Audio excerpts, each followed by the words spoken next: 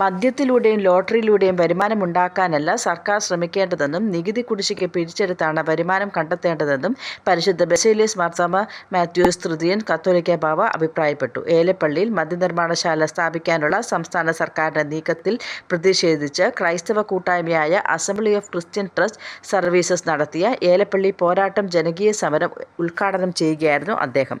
സമരജ്വാല പരിശുദ്ധ ബസേലിയസ് മാർത്തോമാ മാത്യൂസ് തൃതീയൻ കത്തോലിക്കാ ബാവ പഞ്ചായത്ത് അധ്യക്ഷൻ കെ രേവതി ബാബുവിന് കൈമാറി.